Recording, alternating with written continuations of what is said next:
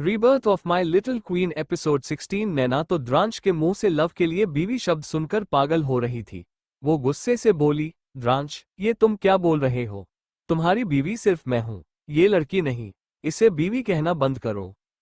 फिर वो अपने दादाजी यानी ओल्ड मिस्टर खुराना का हाथ पकड़कर चिल्लाते हुए बोली, दादाजी, आपने मुझसे वादा किया था कि मेरी शादी सिर्फ द्रांश से होगी। आपने मुझसे वादा किया था कि चाहे जो हो जाए, आप मेरी शादी उससे करवाएंगे। यही नहीं, आपने तो ये भी कहा था कि द्रांश का परिवार हमारी शादी के लिए मान गया है। फिर मेरी शादी अभी तक क्यों नहीं हुई? ओल्ड मिस्टर खुराना गुस्से में मिस्टर रंधावा को देखते हैं, जो चुपचाप एक्सप्रेशन लेस भाव से खड़े थे। एक पल के लिए तो उन्हें भी डर लगा, मगर फिर नैना को गले लगाते हुए बोले, तुम इस बारे में क्या कहना चाहोगे? क्या तुम भूल गए सालों पहले मेरी पोती ने तुम्हारे बेटे की जान बचाई थी? तब तुमने कहा था कि नैना जो मांगेगी उसे वह मिलेगा। यही नहीं, तुमने ये भी कहा था कि उसने रंधावा परिवार के छोटे बेटे को बचाया है, इसलिए रंधावा परिवार हमेशा खुराना परिवार का कर्जदार रहेगा। मेरी पोती ने बस एक ही चीज मांगी थी कि वह तुम्हारे बेटे से शादी करना चाहती है, पर लगता है तुम लोग वो सब कुछ भूल चुके हो। अगर मेरी पोती ना होती तो तुम्हारा ये बेटा अभी तक जिंदा ना खड़ा होता। मैं कुछ नहीं जानता, तुम्हें वादा निभाना होगा और द्रांश की शादी मेरी पोती से करनी होगी, चाहे जैसे करो। मिसेज रंधावा हैरानी से बोली, आप ये क्या कह रहे हैं? मैं आपकी इज्जत करती हूँ, लेकिन इसका मतलब यह नहीं कि आप जो चाहें वह ले ले। इतने सालों तक आपके परिवार ने जो चाहा है, रंधावा परिवार ने आपको दिया है। अब आप मेरे बेटे की जिंदगी मांग रहे हैं। मेरे बेटे की खुशी के सामने मेरे लिए कुछ भी मायने नहीं रखता। और आखिरी बात, द्रांश की शादी ऑलरेडी हो चुकी है। मिस्टर खुराना द्रांश को देखते हैं, उसके बाद लव को घूरते हुए बोले, पर डिवोर्स भी हो सकता है। नैना खुश हो रही थी। उसने घमंड से लव से बोला, बेहतर होगा तुम अपना सामान पैक करो और यहां से निकल जाओ, क्योंकि मिसेज द्रांश रंधावा का टाइटल सिर्फ मेरा है। द्रांश सिर्फ मुझसे प्यार करता है क्योंकि सालों पहले मैंने उसकी जान बचाई थी। पहले मैं उससे दूर रहती थी क्योंकि वह मुझे टच नहीं कर सकता था, मगर कल रात हमारे बीच जो कुछ भी हुआ, उसके बाद मुझे यकीन हो गया कि वह ठीक हो गया है और मुझे पूरी तरह से टच कर सकता है। हो सकता है कुछ वक्त बाद मैं माँ भी बन जाऊं, इसलिए बेहतर होगा तुम उसे अभी छोड़कर चली जाओ ताकि मैं और द्रांश जल्द से जल्द शादी कर सकें। नैना तो बहुत ही ज्यादा खुश हो गई थी। उसकी खुशी देखकर लव अजीब तरीके से मुस्कुराती है, पर उसने अभी सबको नहीं बताया कि द्रांश की जान उसने बचाई थी। द्रांश भी अपनी आईब्रो ऊपर करके नैना और उसके परिवार की बेशर्मी को देख रहा था। उसका एक हाथ लव की कमर पर था और दूसरा उसकी जेब में। द्रांश नीचे आते हुए अजीब तरीके से मुस्कुराकर पूछता है, क्या खुराना परिवार को पूरा विश्वास है कि मेरी जान बचाने वाला कोई और नहीं बल्कि नैना है? बेहतर होगा सच कहो, वरना अंजाम बुरा हो सकता है। और क्या सच में मैंने पूरी रात नैना के साथ बिताए? एक पल के लिए तो नैना डर जाती है, उसके चेहरे का रंग पीला पड़ गया था। वो कस के मुट्ठी बंद कर लेती है। उसने मन में डरते हुए कहा, कहीं द्रांश को कुछ पता तो नहीं चल गया है, पर ऐसा हो ही नहीं सकता, वो होश में नहीं था। फिर उसने कॉन्फिडेंस से कहा, हाँ, तुम्हारी जान मैंने ही बचाई थी और कल रात भी तुमने मेरे साथ सब कुछ किया। तुम्हें इसकी जिम्मेदारी लेनी होगी। तुम रंधावा परिवार से हो, इसका मतलब यह नहीं कि तुम अपनी जिम्मेदारी से मुंह मोड़ सकते हो। ओल्ड मिस्टर खुराना और मिस्टर खुराना भी एक पल के लिए डरे थे, लेकिन जितना नैना ने उन्हें बताया था, उन्हें बस इतना पता था। उन्हें भी यही लगता था नैना ने द्रांश की जान बचाई थी, इसलिए खुराना परिवार ने कई बार रंधावा परिवार का फायदा भी उठाया था। द्रांश को शांत देखकर मिस्टर रंधावा घूरकर नैना को देखते हैं और भारी आवाज में पूछते हैं, नैना, कोई भी द्रांश को टच नहीं कर सकता था। तुम द्रांश को हॉस्पिटल कैसे लेकर गई?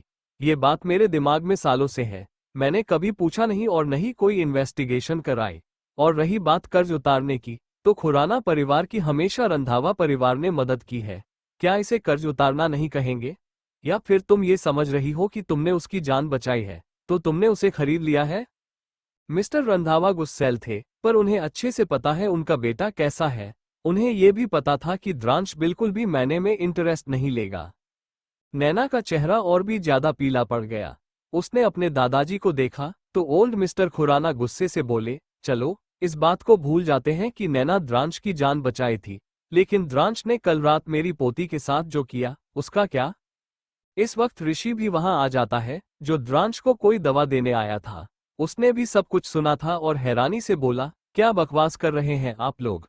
द्रांश तो शुरू से ही लव के साथ था। लव ही इकलौती लड़की है जिसे वो टच कर सकता है।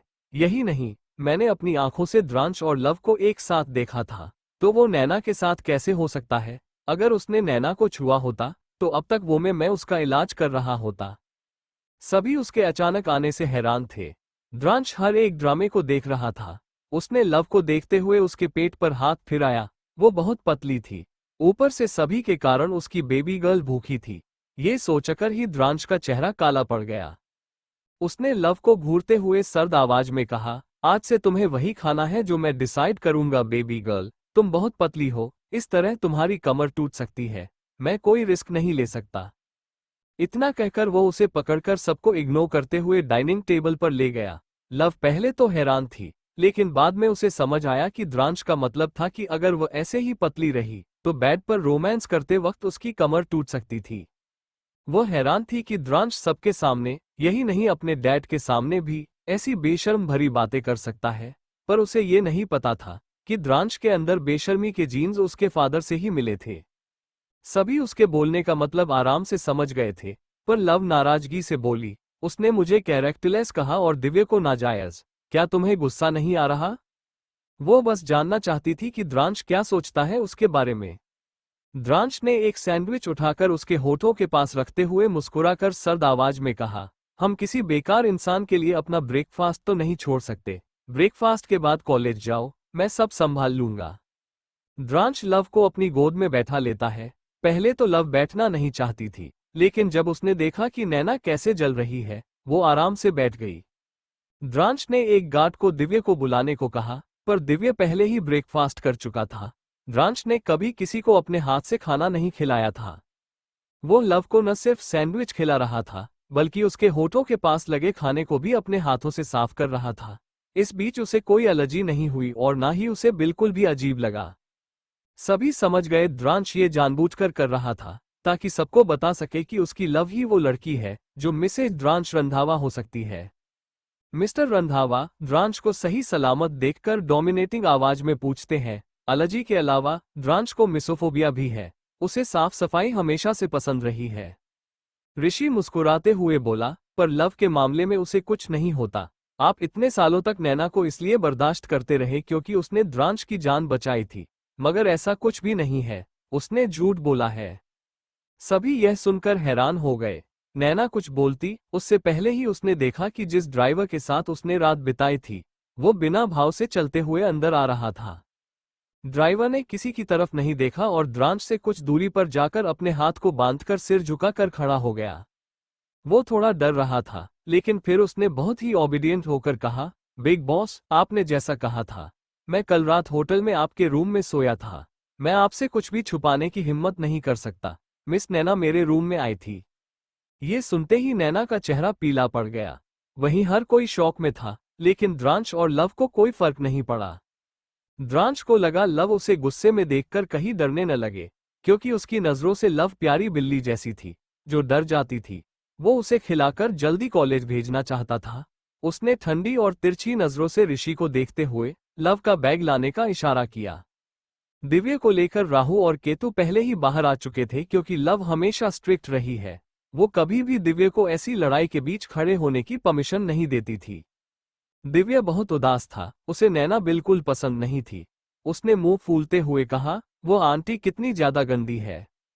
दिव्य गुस्से से बोला था। अचानक उसकी नजर मिस्टर खुराना के कार पर गई। उनकी कार को पहचानता तो नहीं था, लेकिन वो कार वहां सबसे अलग था, इसलिए उसने अंदाजा लगाया कि वो कार उनकी होगी। वो खुश होकर कार के पास गया और फिर केतु से कहा, मामू चलिए इसकी हवा निकालते हैं, फिर इन आंटी को घर पैदल जाना पड़ेगा। वो अपने छोटे छोटे दांतों को दिखा रहा था। राहु और केतु एक दूसरे को देखकर और आसपास घूरते हुए हवा निकालना शुरू कर देते हैं। द्रांश के गार्ड्स ने ऐसे रिएक्ट किया जैसे उन्होंने कुछ देखा ही नहीं था। द्रांश लव को ब्रेकफास्ट कराने के बाद उसे कॉलेज भेजने के लिए उसे छोड़ने बाहर तक आता है। लव ने कोशिश की मगर तारांकन द्रांश उसे रुकने नहीं दे रहा था। उसे बाहर तक छोड़ने के बाद तारांकन द्रांश वापस अंदर आ जाता है। अब उसका चेहरा पहले से कहीं ज्यादा सीरियस और डरावना हो गया था। उसके अंदर से एक अलग ही ऑरा निकल रहा था। वह जाकर सामने रखे सोफे पर बैठ गया। उसकी आंखें लाल थीं। उसने अपनी एक सिगरेट निकाली और उसे जलाते हुए अपने होठों के बीच रख लिया। फिर ड्राइवर को कुछ इशारा किया। ड्राइवर ने एक नज़र नैना को देखा तो नैना उसे चुप रहने का इशारा करती है। ड्राइवर थोड़ा डरते हुए बोला, बिग बॉस, हालांकि मैं आपके कहने पर आपके रूम में गया था और मिस नैना भी रूम में आई थी, पर वो सिर्फ आपसे मिलने आई थी, पर आप रूम में नहीं थे, उसके बाद वो वहां से चली गई थी। नैना बस अपने होठों को दबा देती है। ड्रांच सिगरेट के कश लेते हुए बस सामने मौजूद लोगों को देख रहा था। मिसेज रंधावा राहत की सांस लेकर बोली, देखा, ड्रांच तो रूम में था ही नहीं। नैना, तुम कैसे कह सकती थी कि ड्रांच ने तुम्हारे साथ कुछ गलत किया है, जबकि तुम उसके ड्राइवर के साथ थी? अब सिचुएशन और भी ज्यादा अजीब हो गई थी। ऋषि को बहुत इंटरेस्ट आ रहा था। भले नैना उसकी बहन थी मगर उसकी नजरों में वो उसकी बहन बिल्कुल नहीं थी। नैना आगे आने की कोशिश करती है मगर बॉडीगार्ड्स एकदम से उसे चारों तरफ से घेर लेते हैं और तारानकन ड्रांच के पास जाने से रोक देते हैं। ओल्ड मिस्टर खुराना मदद के लिए मिस्टर रंधावा को देखते हैं तो मिस्टर रंधावा डोमिनेटिंग आवाज में बोले, यह आपकी और ड्रांच की लड़ाई है। बेहतर होगा मुझे बीच में ना घसीटें। और ड्रांच कभी झूठ नहीं बोलता। नैना ने उसकी जान नहीं बचाई थी। अगर ये सच है तो ड्रांच चाहे हो करे, रंधावा परिवार कभी बीच में नहीं आएगा। आपने इतने सालों तक हमें अंधेरे में रखा, इसकी सजा मिलनी चाहिए। और मैं कहीं भी इन सब में शामिल नहीं हूं। इन सबका लेना देना केवल ड्रांच से है। बेहतर होगा आप सब ड्रांच से ही बात करें। इतना कहते हुए उन्होंने मिस्टर रंधावा का हाथ पकड़ा और उन्हें तुरंत लेकर चले गए। ड्रांच के होठों पर एक सार्कास्टिक स्माइल थी। उसने सिगरेट को थोड़ा दूर करते हुए नैना से सर्द आवाज में पूछा, तो तुमने कहा मैंने तुम्हारे साथ रात बिताई है। इस इल्जाम को मैं एक बार माफ कर सकता हूं मगर तुमने मेरी बीवी को कैरेक्टरलेस कहा, इसे मैं कैसे भूल जाऊं? फिर उसने कैप्टन को देखते हुए ठंडे भाव से कहा, खुराना परिवार को बताओ कैरेक्टरलेस किसे कहते हैं? नैना, ओल्ड मिस्टर खुराना और मिस्टर खुराना के दिल में एक अजीब सा डर पैदा हो गया था। वे तीनों एक दूसरे को देखते हैं। तभी कई सारे गार्ड्स एक फाइल लेकर आते हैं जिसमें कुछ वीडियो, फोटो और इंफॉर्मेशन थे। कैप्टन एक रिपोर्ट को टेबल पर पटक देता है और मुस्कुराते हुए कहता है, इस रिपोर्ट से पता चल रहा है कि नैना का कैरेक्टर कितना साफ है। मिस्टर खुराना जब उस रिपोर्ट को देखते हैं तो उनका चेहरा पीला पड़ जाता है। वो गुस्से से बोले, ऐसा हो ही नहीं सकता। तुम कहना क्या चाहते हो कि मेरी बेटी ने एबॉर्शन करवाया है? ऐसा कभी नहीं हो सकता। वो शौक थे क्योंकि उनकी नजरों में नैना बहुत ही प्यारी और भोली लड़की थी। ओल्ड मिस्टर खुराना भी जैसे ही वो रिपोर्ट देखते हैं, वह भी गुस्से से पागल हो गए थे। वो तारानकन ड्रांच की तरफ रिपोर्ट को फेंकते हुए बोले, ये सब झूठ है, तुमने इसे तैयार किया है। मेरी पोती बहुत ही प्यारी है और मैं किसी को उस पर उंगली नहीं उठाने दूंगा। ये सुनकर तारानकन ड्रांच के होठों पर एक अजीब सी मुस्कान आ गई। वो कुछ ऐसा कहना चाहता था जिसके बारे में खुराना परिवार कभी अंदाजा भी नहीं लगा सकता था, मगर अचानक उसकी नजरें दरवाजे के पास छिपी एक परछाई पर पड़ी। ये देखकर उसने अपने होठों को कसकर दबा लिया। उसकी आंखों में एक पल के लिए जानलेवा भाव झलक रहा था। ऋषि मुस्कुराते हुए बोला, खुराना परिवार बेवकूफों से भरा है। अच्छा हुआ मैं पहले ही अलग हो गया था। आपकी बेटी ने न केवल एबॉर्शन कराया बल्कि उसने और भी कई गलत काम किए हैं। शायद ये सब जानकर आपको हार्ट अटैक आ जाए। मुझे लगता है कि अगर आप इसे इंटरनेट पर देखेंगे तो आपको और भी बेहतर जानकारी मिलेगी। नैना लगभग बेहोश होने को थी। क्या मतलब है तुम्हारा? इतना कहते ही वो जल्दी से अपने फोन को निकालती है और इंटरनेट पर चेक करती है। वहां पर उसकी रिपोर्ट्स थी कि उसने 3 बार एबॉर्शन कराया था। एक वीडियो था जिसमें वह एक लड़की को बेरहमी से मार रही थी। एक और वीडियो था जिसमें उसने एक लड़के के साथ जबरदस्ती नाइट स्टैंड किया था। इस वीडियो में यह भी दिखाया गया था कि जब वो लड़का उसके साथ नाइट स्पेंड करने से मना कर देता है तो नैना उसकी बीवी का रेप करवाती है। वहां पर सन्नाटा छाया हुआ था। इस वीडियो ने खुराना परिवार की इज्जत को मिट्टी में मिला दिया था। ड्रांच के कारण पहले ही खुराना परिवार को फाइनेंशियल प्रॉब्लम हुई थी और अब वे और भी ज्यादा मुसीबत में फंस चुके थे। नैना को पूरे इंटरनेट पर कैरेक्टरलेस शब्द से इंसल्ट किया जा रहा था। तभी एक गार्ड अपने हाथ में कुछ लेकर आया। नैना ने ध्यान नहीं दिया। गार्ड ने अचानक उसके मुंह को पकड़ा और उस चीज को उसके मुंह के अंदर डाल दिया। नैना का चेहरा काला पड़ गया। वो जोर से चिल्लाना चाहती थी मगर कोई फायदा नहीं था। मिस्टर खुराना उसे देखकर उसकी तरफ दौड़े पर गार्ड ने उन्हें भी पकड़ लिया और साथ में ओल्ड मिस्टर खुराना को भी। ड्रांच अब जाकर खड़ा हो गया। ओल्ड मिस्टर खुराना चिल्लाते हुए बोले, द्रांश, हमारा परिवार सालों से दोस्त है। तुमने पहले भी मेरी पोती को नुकसान पहुंचाया था। तुम उसके होने वाले पति हो। द्रांश के सर में दर्द होने लगा। उसने ठंडे भाव से गार्ड को इशारा करते हुए कहा, इन्हें बताओ कि कैरेक्टरलेस और नाजायज शब्द किसे कहते हैं। इनकी देखभाल में कोई कमी नहीं होनी चाहिए। इतना कहकर वह चला गया। जैसे ही गार्ड ने नैना के मुंह से हाथ हटाया, उसके मुंह से खून निकलने लगा। वो कुछ बोलने की कोशिश कर रही थी, पर उसकी आवाज नहीं निकल रही थी। उसकी जीभ से खून बह रहा था। पर नैना पागल थी। वो सोचने लगी कि द्रांश लव के लिए इतना कर सकता है, तो जब उससे प्यार करेगा तो उसके लिए क्या करेगा। नैना की हालत देखकर मिस्टर खुराना चिल्लाते हुए बोले, द्रांश, तुम वाकई पत्थर दिल हो। तुमने मेरी बेटी की आवाज छीन ली। इसका बदला मैं तुमसे जरूर लूंगा। द्रांश ने उनकी बात अनसुनी कर दी।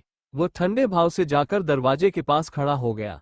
लव, जो अंदर देखने की कोशिश कर रही थी, अचानक उसे अपने सामने देखकर हैरान हो गई।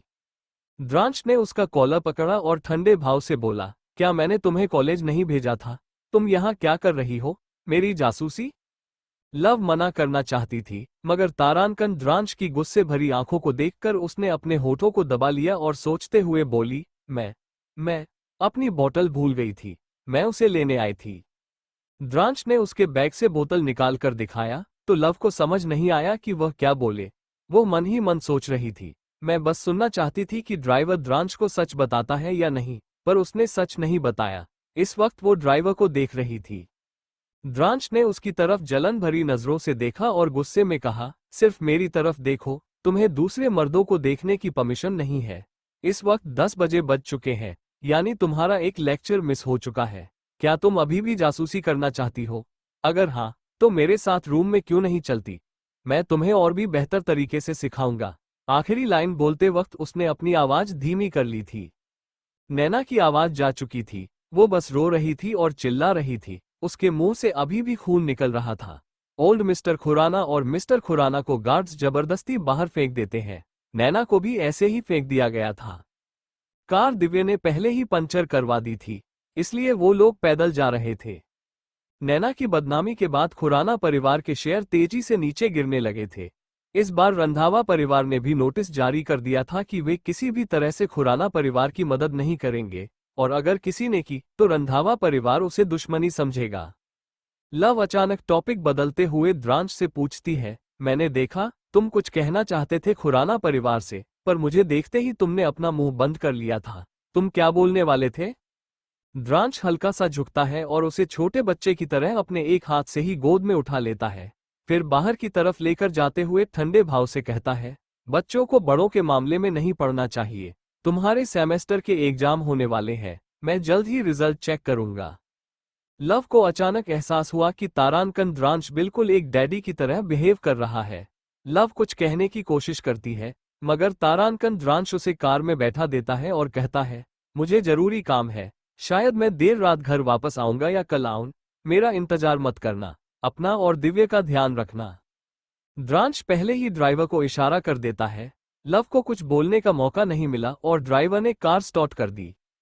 उसके जाने के बाद तारांकन द्रांश के एक्सप्रेशन फिर से ठंडे हो गए।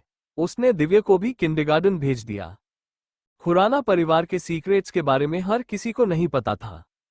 द्रांश के एक्सप्रेशन अभी भी ठंडे थे। वो अच्छे से तैयार होकर अपनी कार में जाकर बैठ गया। लगभग 15 कारें वहां से निकल गईं। ऋषि पैसेंजर सीट पर बैठा था। उसने फोन में कुछ चेक करते हुए कहा, तुम्हारा शक बिल्कुल सही था। खुराना परिवार अंडरवर्ल्ड से जुड़ा हुआ था।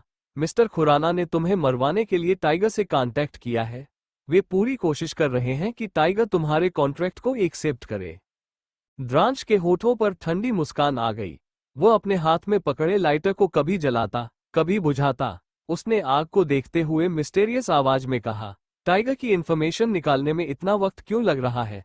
क्या तुम लोग बेकार हो चुके हो? ऋषि घबरा गया क्योंकि वह न सिर्फ डॉक्टर था बल्कि द्रांश के कई कामों को भी संभालता था। अचानक उसके दिमाग में एक बात आई और वह द्रांश से बोला, मुझे लगता है इस बार हमें अथर्व को अपने साथ नहीं लेकर जाना चाहिए। वो मुझे थोड़ा अजीब लगने लगा है, खासकर तब से जब से लव ने कहा था कि तुम्हारी बीमारी का अथर्व से कुछ लेना देना है। मैं उस पर भरोसा नहीं कर पा रहा। द्रांश शांत था। वह आंखें बंद करके बैठा था। उधर नैना को जेल हो गई थी। खुराना परिवार ने कोशिश की, मगर वह नैना को जेल से बाहर नहीं निकाल पा रहे थे। पर अथर्व ने उसकी कंडीशन के चलते किसी तरह उसे जेल से बाहर निकालकर अस्पताल तक पहुंचा दिया था।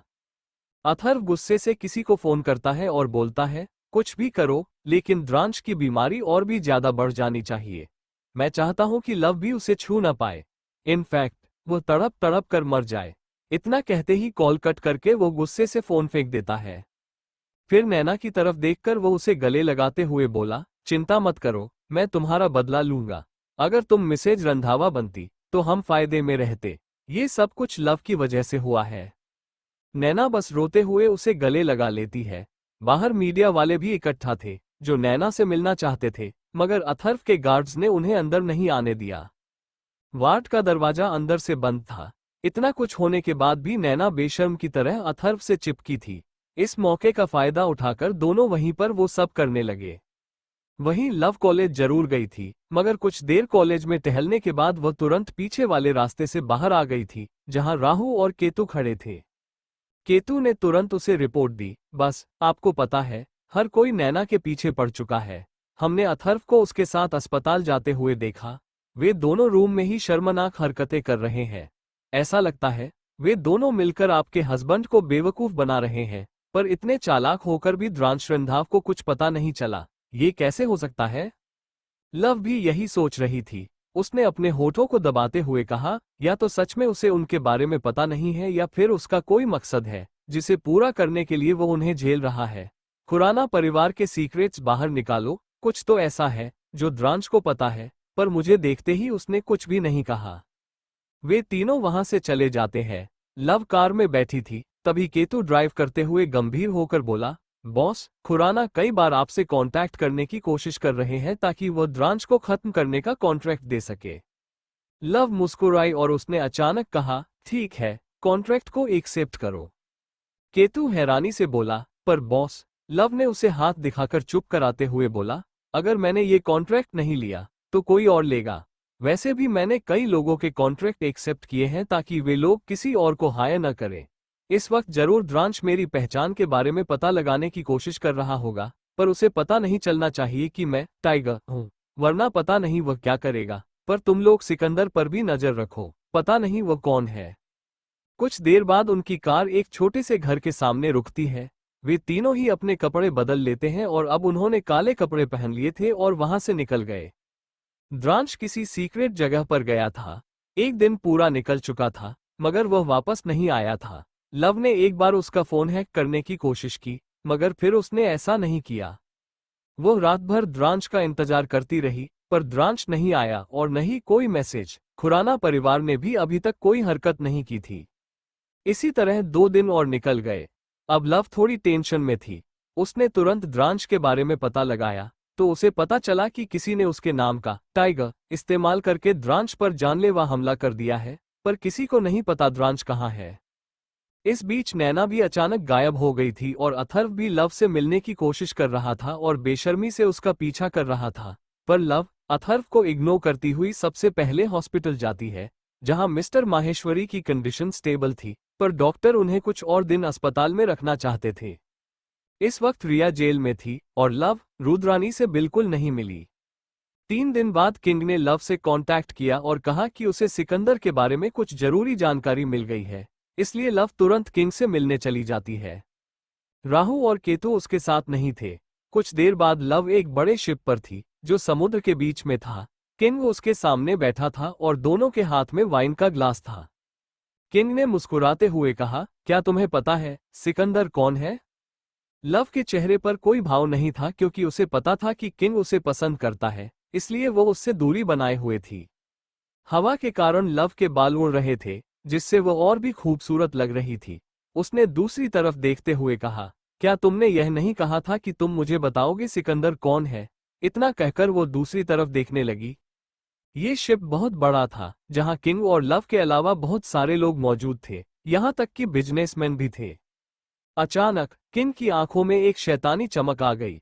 लव दूसरी तरफ देख रही थी, तभी किंग धीरे धीरे उसकी तरफ बढ़ने लगा। एकदम से वो लव की तरफ झुक गया। लव को जब यह महसूस हुआ तो वो अचानक उसकी तरफ पलटी। उसे अपने इतने करीब देखकर लव हैरान रह गई। अगले ही पल गुस्से से भरी लव ने किंग को मारने के लिए हाथ उठाया, लेकिन किंग ने तुरंत उसका कलाई पकड़ ली। फिर उसके कान के पास झुककर बोला, मेरे साथ मेरे रूम में चलो, वहां सारे सबूत हैं, हम इस जगह पर कुछ भी बात नहीं कर सकते। इतना कहकर किंग ने तिरछी नजरों से दूर देखा, जहां द्रांश खड़ा था। द्रांश की आंखों में गुस्सा नजर आ रहा था। जिस जगह से वो देख रहा था, वहां से ऐसा लग रहा था कि लव और किंग एक दूसरे को किस कर रहे हैं। द्रांश की आंखें लाल हो गईं और उसके हाथ में पकड़ा शराब का गिलास अचानक टूटकर जमीन पर बिखर गया, जिससे उसकी हथेली पर घाव हो गया और खून बहने लगा। द्रांश लगातार सामने देख रहा था। उसके आसपास का टेम्परेचर धीरे धीरे बढ़ने लगा था।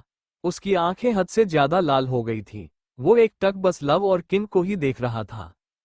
उससे 5 फीट की दूरी पर कुछ लोग मौजूद थे, जिन्होंने काले कपड़े पहने थे और अपने चेहरे को ढका हुआ था। ऐसा लग रहा था कि वह लोग किसी गैंग के सदस्य थे। सभी डर से एक दूसरे को देख रहे थे और उन्हें समझ नहीं आ रहा था कि उनके सामने खड़ा आदमी अचानक इतना डरावना कैसे हो गया। एक आदमी ने घबराते हुए कहा, सिकंदर, आप ठीक हैं? द्रांश हाथ दिखाकर उन सबको जाने का इशारा करता है। वो लोग बिना कुछ बोले तुरंत वहां से चले जाते हैं और द्रांश ठंडी निगाहों से अभी भी लव को देख रहा था। द्रांश के चेहरे पर मास्क था। उसने हमेशा की तरह ग्लव्स और लॉन्ग कोट पहना था। लव किंग को खुद से दूर कर देती है और गुस्से में वार्निंग देते हुए बोली, किंग, बेहतर होगा मुझसे दूर रहकर बात करो और यहाँ कोई नहीं है जो हमारी बातें सुन सके। मेरे इतने करीब आने की कोशिश मत करो। लव जानलेवा नजरों से किंग को देख रही थी। किंग चुपचाप अपनी जगह पर बैठ गया और अपने हाथ ऊपर करते हुए आराम से बोला, चिंता मत करो, मैं कुछ नहीं कर रहा हूँ। मुझे जो करना था वो मैं पहले ही कर चुका हूँ। ये कहते हुए उसकी आंखों में शैतानी चमक थी। वहीं लव थोड़ी सी कंफ्यूज थी। उसे कुछ गलत लग रहा था। उसे आसपास का टेम्परेचर भी अचानक बढ़ता हुआ महसूस हो रहा था, पर उसे लगा वह समुद्र के बीच में है और ठंडी हवाओं के कारण ठंड लग रही है। वह आराम से बैठते हुए गंभीर होकर बोली, मुझे बताओ, सिकंदर कौन है? उसके लिए मुझे तुम्हारे रूम में जाने की जरूरत नहीं है। क्या ऐसा हो सकता है कि तुम मेरे साथ खेल खेलने की कोशिश कर रहे हो? पर किंग, यह मत भूलना मैं कौन हूँ। मैंने हमेशा तुम्हें सिर्फ दोस्त की नज़र से देखा है। बेहतर होगा तुम कुछ और न समझो। किंग एक जेंटलमैन की तरह मुस्कुराते हुए सिर हिलाकर बोला, बिल्कुल, मैं कभी कोई ऐसा काम नहीं करूंगा जिससे तुम मुझसे दूर हो जाओ। ये कहते हुए वह लगातार लव को देख रहा था। उसकी आंखों में मिक्सड फीलिंग साफ नजर आ रही थी कि वो लव को लेकर कैसा महसूस करता है। जिस नज़र से वो लव को देख रहा था, ऐसा लग रहा था कि एक आशिक अपनी प्रेमिका को देख रहा हो। लव को फीलिंग्स के बारे में ज्यादा पता नहीं था, क्योंकि बचपन से ही वो जिस माहौल में पली बड़ी थी, वहां पर कोई उससे प्यार करने वाला नहीं था। हमेशा उसे केवल टॉर्चर किया जाता था। पर द्रांश के मिलने के बाद सिचुएशन थोड़ी बदल गई थी। लव किंग की आंखों में अपने लिए अजीब से भाव देख पा रही थी। उसे ये सब बहुत अजीब लग रहा था। अचानक वह अपनी जगह पर खड़ी हो गई और रेलिंग को पकड़कर उसने गहरे समुद्र को देखना शुरू कर दिया। उसके चेहरे पर कोई भाव नहीं थे, पर वो द्रांश के बारे में सोच रही थी, क्योंकि उसने काफी वक्त से द्रांश को नहीं देखा था। वह अपने फोन को निकालती है और स्क्रीन को खोलती है। अचानक उसका फोन बजने लगा। स्क्रीन पर द्रांश का नाम देखते ही उसकी आंखों में एक चमक आ गई। वो जल्दी से कॉल रिसीव कर लेती है। जैसे ही वो फोन कान पर लगाती है, उसे एक धीमी मगर भारी आवाज सुनाई दी, baby girl, where are you? Lav उसके सवाल को सुनकर एक पल के लिए ठिठक जाती है। उसने अपने होठों को दबा लिया। वहीं द्रांश, जो अपने प्राइवेट स्वीट में जा चुका था, सोफे पर बैठा हुआ था। रूम की लाइट काफी डिम थी और द्रांश का चेहरा हल्का सा झुका हुआ था, जिससे उसके एक्सप्रेशन साफ नजर नहीं आ रहे थे। द्रांश सोफे पर बैठा था। उसका एक पैर कॉफी टेबल पर था और उसके हाथ में सिगरेट थी। जमीन पर भी कई सिगरेट पड़ी थी, क्योंकि गुस्से में उसने बहुत पी ली थी। काफी देर तक लव ने कोई जवाब नहीं दिया, तो द्रांश की पकड़ सिगरेट पर कसने लगी। उसने अपनी सिगरेट को हथेली में मसल दिया। रूम का माहौल और भी ज्यादा डरावना होता गया। द्रांश दूसरी सिगरेट निकालता है और उसे अपने होठों के बीच रखकर जलाता है। वह गुस्से में फोन को फेंकने ही वाला था कि तभी लव मुस्कुराते हुए बोली, क्या होगा अगर मैं कहूं कि मैं समुद्र के बीच में हूं? क्या तुम मेरी बात पर विश्वास करोगे? ये सुनते ही द्रांश फोन को नीचे रख देता है। उसका दिल थोड़ा सा नर्म पड़ गया, पर जब उसे याद आया कि किंग और लव कितने करीब थे, वो विश्वास नहीं कर पा रहा था कि लव किसी और को किस कर सकती है। अपने सीने में उठ रहे जज्बातों को कंट्रोल करते हुए उसने भारी आवाज में आगे पूछा, क्या तुम अकेली हो या तुम्हारे साथ कोई और भी है? क्या दिव्या भी तुम्हारे साथ है?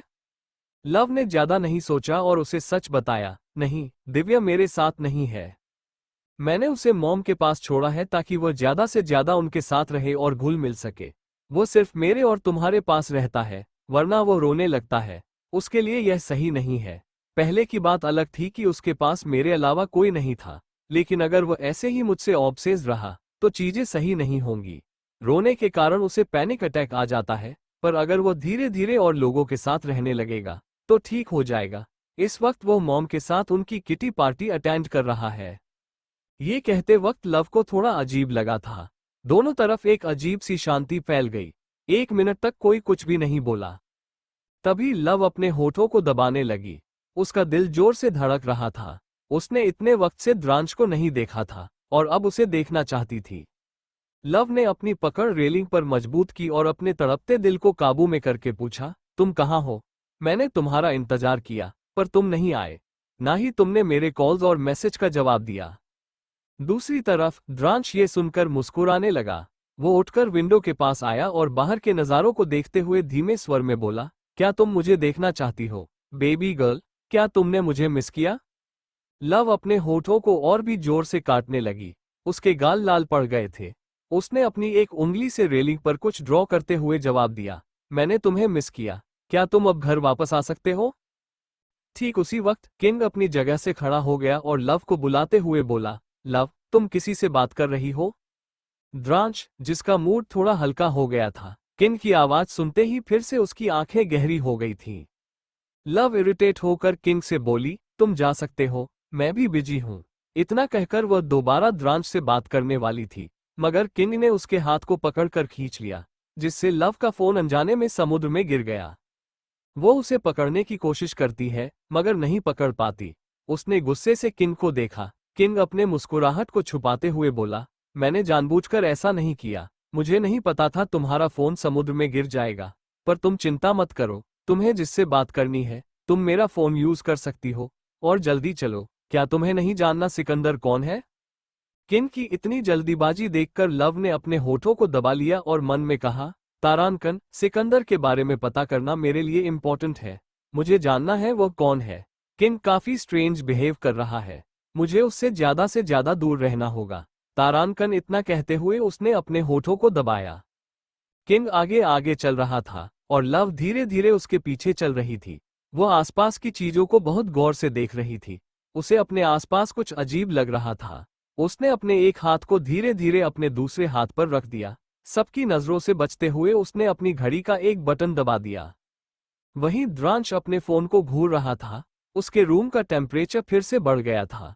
उसे लग रहा था कि लव ने जानबूझकर उसका फोन काट दिया। उसके दिमाग में कई सारे ख्याल आ रहे थे। सबसे पहले ख्याल यह आया कि क्या लव किंग को पसंद करती है और उसके साथ यहाँ पर आई है। वो ये सोचकर अपनी आंखें बंद करता है और उसे फिर से वह नजारा याद आने लगता है जब किंग लव के बहुत करीब था। उसकी मुट्ठी कसने लगी। द्रांश ने पहली मुलाकात में ही किंग की आंखों में देखकर यह पता लगा लिया था कि किंग लव के लिए गलत इरादे रखता है और वो उसका लव राइवल भी है। द्रांश ने सिगरेट फेंक दी और वहीं रखी शराब की बोतल उठाकर आधी पी ली। फिर उसने अपनी नजरें ऊपर उठाईं। उसकी आंखें लाल थीं और उनमें शैतानियत झलक रही थी। वह अजीब तरीके से हंसते हुए अपने होठों के पास लगे शराब को अंगूठे से पोंछते हुए मिस्टेरियस आवाज में बोला, बेबी गर्ल, ऐसा लगता है तुम्हारे चाहने वाले बहुत हैं, पर तुम्हें मेरे अलावा और किसी को अपने पास आने देने की परमिशन नहीं है। अगर तुमने कभी भी ऐसा किया तो अंजाम बहुत बुरा होगा। तुम सिर्फ मेरी हो, सिर्फ द्रांश रंधावा की हो। जिस पल मेरा दिल तुम्हारे लिए धड़का था, उसी पल से तुम्हारी पूरी जिंदगी मेरे नाम हो गई थी। इतना कहते ही वो फिर से अपनी आंखें बंद कर लेता है। लव किंग के रूम के दरवाजे के पास खड़ी थी। किंग ने एक स्वीट बुक किया था। वो अंदर बेड पर बैठा था और लव दरवाजे के पास खड़ी थी। ये देखकर किंग ने आंखें सिकोड़कर पूछा, तुम वहां क्यों खड़ी हो? अंदर आओ और दरवाजा लॉक कर दो। लव ने ठंडी नजरों से उसे देखते हुए कहा, मुझे ऐसा क्यों लग रहा है कि तुम्हारा कोई इरादा नहीं है कि तुम मुझे बताओगे सिकंदर कौन है। अगर ऐसा है तो मैं वापस जा सकती हूँ, क्योंकि मैं कभी न कभी तो सिकंदर के बारे में पता लगा ही लूंगी। इतना कहकर वो वहां से जाने लगी। ये देखकर किंग का चेहरा काला पड़ गया। उसने दांत भींचते हुए मुस्कुराकर कहा, लव, मैं तुम्हें मना नहीं कर रहा हूं। मैं जरूर बताऊंगा सिकंदर कौन है, पर यह मत भूलो कि हमारी पहचान छिपी रहनी चाहिए। अगर किसी ने भी हमें पहचान लिया तो वह हमें जान से मारने की कोशिश करेगा। हमें इन लोगों से छिपकर रहना है, खासकर सिकंदर से, क्योंकि वो भी हमें मारना चाहता है। जब वह ये बोल रहा था, लव उसके पूरे रूम को अच्छे से स्कैन कर रही थी। अचानक उसकी नजर वहां लगी घड़ी पर गई तो उसकी आंखें छोटी हो गईं, क्योंकि घड़ी में कुछ गड़बड़ था। अचानक लव का बर्ताव बदल गया। उसने रुककर कहा, मुझे कुछ जरूरी काम है। इतना कहकर वह बिना कुछ सुने वहां से चली गई। ये देखकर किन की आंखों में गुस्सा झलकने लगा। उसने गुस्से से अपनी शर्ट के बाजू को चढ़ाते हुए टेबल पर मुक्का मारते हुए कहा, आखिर द्रांश रंधावा में ऐसा क्या है जो मुझ में नहीं है? वो बस एक बीमार इंसान है, पर मैं उससे ज्यादा ताकतवर हूं। एक दिन लव को यह एहसास जरूर होगा, और तब वह मेरी बाहों में आएगी। इतना कहते हुए उसने अपनी आंखें बंद कर ली और लेट गया। लव चलते चलते कुछ सोच रही थी। उसने अपनी एक उंगली को अपने गालों पर रखा और सहलाते हुए खुद से बोली, तारानकन, कुछ तो गड़बड़ है। मुझे बार बार ऐसा क्यों लग रहा है जैसे द्रांश मेरे आसपास है? तारानकन। जैसे ही वो दूसरी तरफ गई, अचानक उसे दो वेटर खड़े दिखे। लव कभी किसी के मामले में दखलंदाजी नहीं करती थी, मगर जैसे ही वो वहां से जाने लगी, अचानक उसने एक वेटर के मुंह से द्रांश का नाम सुना तो वह रुक गई। पहले वेटर ने धीरे से कहा, हमें अपना काम जल्दी करना होगा। बॉस ने जैसा कहा था, अगर वैसा नहीं हुआ तो वो हमें जिंदा नहीं छोड़ेंगे। दूसरे वेटर ने घबराते हुए कहा, बिल्कुल सही। जैसे ही द्रांश रंधावा इसे पीकर बेहोश हो जाएगा, हमें बॉस को उसके कमरे में छोड़ना है, क्योंकि बॉस को सुंदर लड़के पसंद है। भले ही बॉस गे है, पर आज वो इस हैंडसम लड़कों के मजे ले सकते हैं। द्रांश रंधावा अपनी बीमारी के कारण जरूर मर जाएगा। लव ये सब सुनकर चौंक गई। जब उसने देखा कि वेटर उसकी तरफ आ रहा है तो वो तुरंत वहां से दूर हो गई। तारानकन, द्रांश यहाँ है। ये सुनकर वह हैरान थी, मगर जब उसने वेटर को देखा तो उसकी आंखों में गुस्सा उमड़ आया। कुछ देर बाद वेटर एक रूम के पास गया और दरवाजा नॉक करके खड़ा हो गया। अचानक लव ने उसे बेहोश कर दिया और उसे कॉरिडोर में रखे सोफे के पीछे फेंक दिया। लव जल्दी से उस नशीली ड्रिंक को छुपा देती है। अब टेबल पर केवल नॉर्मल ड्रिंक थी, क्योंकि वेटर दो ड्रिंक आया था। वो राहत की सांस लेते हुए अनजाने में उस टेबल से दूसरी ड्रिंक उठाकर पी लेती है। अचानक उसे कुछ गलत एहसास होता है। उसकी आंखें एकदम से बड़ी हो गई और वो शॉक होकर बोली, अंडरस्को, ओ नो, यानी मैंने जो ड्रिंक छुपाई थी वह नॉर्मल ड्रिंक थी, और जो मैंने पी है वो ड्रग वाली ड्रिंक है। लव को लगा उसने खुद को ही मुसीबत में डाल दिया है।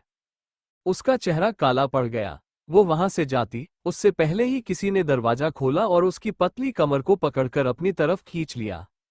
द्रांश ने एकदम से दरवाजा बंद कर दिया था और रूम में अभी भी लाइट बंद थी। वहां का माहौल डरावना था। द्रांश ने एक झटके से लव को बेड पर फेंका और उसके ऊपर आते हुए उसके होठों को पागलों की तरह चूमने लगा। लव शॉक में थी, पर द्रांश अभी भी उसके होठों को चूम रहा था। उसकी आंखों के सामने बार बार वही सीन आ रहा था जबकि किंग और लव बेहद करीब थे। 10 मिनट तक उसे किस करने के बाद द्रांश अपने सर को ऊपर उठाता है और उसके होठों को मसलते हुए बेदर्दी से बोलता है, बेबी गर्ल, इन्हें किस करने का हक सिर्फ मेरा हक है, मगर तुमने। इतना कहकर वह उसके गालों को थपथपाता है और होठों को काटते हुए गुस्से में बोलता है, मगर तुमने ये हक आज किसी और को दे दिया, यह मैं बर्दाश्त नहीं करूंगा। लव हैरानी से बोली, द्रांश, तुम क्या बोल रहे हो? तुमने कितनी जोर से मुझे बाइट किया, और तुम यहाँ कैसे? द्रांश जलन और गुस्से से बोलता है, क्यों मैं नहीं आ सकता? सिर्फ तुम अपने बॉयफ्रेंड के साथ आ सकती हो। बॉयफ्रेंड शब्द से लव के दिमाग में एक ख्याल आया। उसने मुंह बनाते हुए कहा, तुम क्या बोले जा रहे हो? किंग मेरा कोई बॉयफ्रेंड नहीं है। वह कुछ कहती उससे पहले ही द्रांश उसे खुद से चिपकाते हुए ठंडे भाव से बोलता है, तो तुमने उसे किस क्यों दिया? क्या तुम उसे पसंद करती हो? क्या तुम उसके साथ रहना चाहती हो? जवाब देने से पहले बेबी गर्ल, इतना याद रखना, मुझे झूठ से सख्त नफरत है। लव अभी भी समझ नहीं पा रही थी कि क्या हुआ। तभी उसके दिमाग में एक चीज आई कि किंग जानबूझकर उसके पास आने की कोशिश कर रहा था। वह ये सोचते ही चौंकी कि क्या उसे पहले से ही पता था कि द्रांश यहाँ पर है और उसने जानबूझकर उसे यहाँ बुलाया था ताकि गलतफहमी पैदा कर सके। ये सोचते ही उसकी मुट्ठी कांस गई। वो कुछ कहने वाली थी, मगर द्रांश उसकी चुप्पी को हाँ समझकर हंसते हुए बोला, बेबी, ऐसा लगता है तुम्हें उस आदमी से बहुत प्यार है, पर अफसोस तुम द्रांश रंधावा के चंगुल में फंस चुकी हो। अगर तुम्हें वह पसंद है तो मैं आज रात ही तुम्हें अपना बनाऊंगा, फिर वो तुम्हें कभी पसंद नहीं होगा। लव हैरानी से वो कुछ बोल नहीं पाए। उसे बस होठों पर दर्द हो रहा था। लव को ऐसा लगा ड्रग वाला ड्रिंक उसने पिया, लेकिन असर द्रांश पर हो रहा है। लव को महसूस हुआ द्रांश के हाथ उसके सीने तक पहुंच गए, तो वो कसके अपनी आंखें बंद कर लेती है। इतना वक्त हो गया था दोनों को लास्ट बार मिले। वो द्रांश को देखना चाहती थी, उसे अपने करीब करना चाहती थी। कई दिन की तड़प उसके अंदर था। इतने दिन दूर रहने से उसे समझ आ गया था द्रांश उसकी जिंदगी का अहम हिस्सा बन चुका था, जिसके बिना वो नहीं रह सकती। आह द्रांश लव कराहने से खुद को रोक नहीं पाए। जलन में द्रांश ने कुछ नहीं सुना। उसने अपने बेल्ट को निकालकर लव के हाथों को बांध दिया। फिर लाइट ऑन करके बिना भाव से बोला, today you can't escape from me baby girl, today you have to sleep with me. Lav Dransh के टच से रिएक्ट करने लगी। पहला तो नशे के कारण और दूसरा वो इतने दिन द्रांश से दूर थी, इसलिए उसके अंदर भी एक तड़प थी। लव द्रांश के सिडेक्टिव किस से पिघल रही थी। वो अपनी पकड़ द्रांश पर कस देती है। उसे शर्म भी आ रही थी, क्योंकि उसे पता था आज तारांकन द्रांश किसी भी कीमत पर उसे नहीं छोड़ने वाला था। पर द्रांश के गुस्से में कारण उसे अंदाजा था शायद वो उसे ज्यादा दर्द देगा। द्रांश लव को अपनी तरफ करके उसके होठों पर अपने होठों को रख पैशनेट किस करने लगा। उसके हाथ सिडेक्टिव वे में लव के ड्रेस के अंदर जा रहे थे। द्रांश लव के होठों को ऐसे किस कर रहा था जैसे खा जाएगा। उसकी किस से लव का दम घुटने लगा। लव को सांस लेने में दिक्कत होने लगी, क्योंकि तारांकन द्रांश ज्यादा ही फोर्स लगा रहा था किस में। लव को लगा वो मर जाएगी। द्रांश उसके सीने को सहलाते हुए उसे और पैशन से किस करता है। लव ने तारांकन द्रांश के होठों से खुद के होठों को आजाद करवाते हुए कहने की कोशिश की, दशा तारांकन द्रांश, मैं मर जाऊंगी, हम। उसने बहुत मुश्किल से कहा, तो तारांकन द्रांश उसे छोड़कर उसे इंटेंस नजरों से देखने लगा। लव बहुत जल्दी जल्दी सांस ले रही थी। उसे लगा कि अब उसकी जान में जान आई है। सांस लेने के कारण उसका सीना ऊपर नीचे हो रहा था, जिसे देखकर तारांकन द्रांश कसके अपनी मुट्ठी बंद कर लेता है। द्रांश अब नहीं रुका, क्योंकि वो खुद को कंट्रोल नहीं कर पाया। और करे भी कैसे, वो कब से लव को अपना बनाना चाहता था, और आज वो रात आ गई थी। ऊपर से किंग के साथ लव को देखकर उसके सीने में अलग ही आग लगी थी। वो एकदम से लव को किस करते हुए उसके कमर को सहलाता है। द्रांश लव के कपड़ों को इम्पेशेंट होकर उतारने लगा, तो लव हैरानी से बोली, ये क्या कर रहे हो? हम अभी भी शिप पर हैं और तुम गुस्से में हो। द्रांश अपनी गहरी आंखों से उसे देखते हुए उसके होठों को चूमकर शैतानी मुस्कुराहट के साथ बोला, बेबी गर्ल, तुम्हें नहीं लगता गुस्से से मेरा शरीर गर्म हो चुका है, जिसे तुम ही ठंडा कर सकती हो, तो तुम मेरी हेल्प क्यों नहीं करती? लव घबराते हुए आसपास देख बोली, द्रांश तुम बेवजह गुस्से में हो, किंग और मेरे बीच कुछ नहीं है। द्रांश उसके पिंक लिप्स को बाइट करके मदहोशी भरी आवाज में बोला, बेबी गर्ल तुम्हारा ध्यान अभी भी गैर मर्द पर है। अब अपना सारा फोकस सिर्फ मुझ पर करो, ताकि इस क्रेजी नाइट से हम 4 से 5 बच्चे पैदा कर सके, ताकि कोई गैर मर्द तुम्हारे आसपास भी ना आए। तुम मुझे आज रात चाहिए। द्रांश पजेसिव और जुनून से भरा था। लव शर्मा जाती है ये सोचकर कि क्या आज रात सच में वो एक होंगे, पर उसे डर भी लग रहा था। लव को ध्यान ही नहीं रहा कि उसे बातों में उलझाकर द्रांश ने कब उसके कपड़ों को उससे आजाद कर दिया था, और अब वो उसके ऊपर से उठकर अपने कपड़ों को रिमूव कर रहा था। जब एक ठंडी हवा ने लव को छुआ, तब लव को होश आया। उसने देखा द्रांश उसके ऊपर आ चुका था। द्रांश अपने होठों को उसके गले पर एक बार फिर से घुमाने लगता है। लव को अपने शरीर में अलग ही सनसनी महसूस हुई। 1 घंटे था द्रांश उसके शरीर पर अपना हक जताता रहा। उसके होठ लव के पैरों पर चल रहे थे। लव अपने होठों को दबा लेती है। ये फीलिंग उसने कभी महसूस नहीं की। उसके शरीर के रोंगटे खड़े हो गए। वो सब कुछ जैसे भूल गई हो। आह, इस बार ये सिसकी किसी बाइट या किसी और वजह से नहीं थी, बल्कि ये उसके ठंडे रूह को मिलती सुकून की वजह से थी। लव द्रांश में खोती जा रही थी। वो तारांकन द्रांश के लिए ऑब्सेशन हो रही थी। वो आज लव के करीब आकर पहली बार सब कुछ भूलकर उसमें डूबना चाहता था। लव द्रांश के सिडेक्टिव टच से मेल्ट हो रही थी। द्रांश उसके होठों को किस करने के बाद गर्दन और फिर नीचे की तरफ बढ़ने लगा।